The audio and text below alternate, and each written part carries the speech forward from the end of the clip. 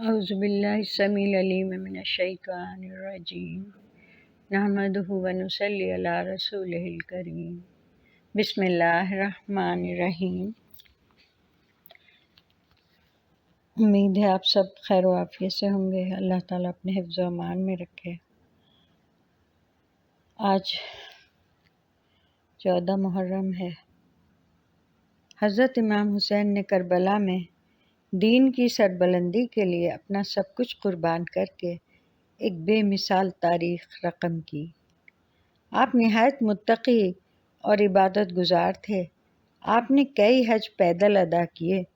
ترمذی شریف میں ہے کہ حضرت صلی اللہ تعالیٰ علیہ وآلہ وسلم نے فرمایا، جس نے مجھے محبوب رکھا اور ان دونوں کو، ان کے ماں باپ کو، وہ جنت میں میرے ساتھ ہوگا۔ اہل بیت اطہار اور حسنین کریمین کی محبت ہمارے ایمان کا حصہ ہے۔ انہی عظیم ہستیوں کی قربانیوں سے دین اصل حالت میں ہم تک پہنچا ہے۔ اللہ تعالیٰ ان پر بے حساب رحمتیں نازل فرمائے اور ہم سب کو ان کے نقش قدم پر چلنے کی توفیق عطا فرمائے، آمین۔ حضرت امام حسین اور ان کا پورا خاندان 10 محرم کو شہید ہوئے۔ اللہ تعالیٰ نے یہ دن ان کی شہادت کے لیے عطا فرمایا۔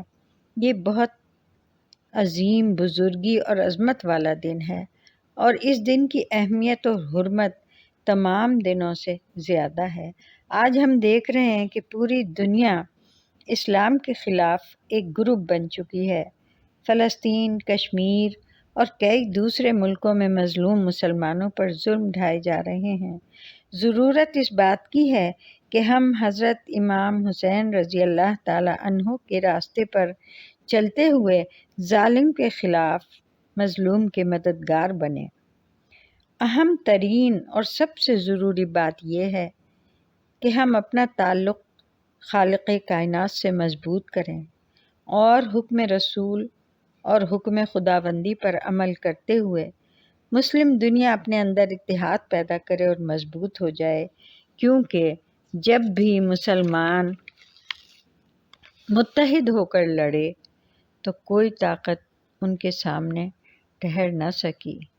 ہم اپنی گزشتہ تاریخ میں ایسی بے حساب مثالیں دیکھتے ہیں۔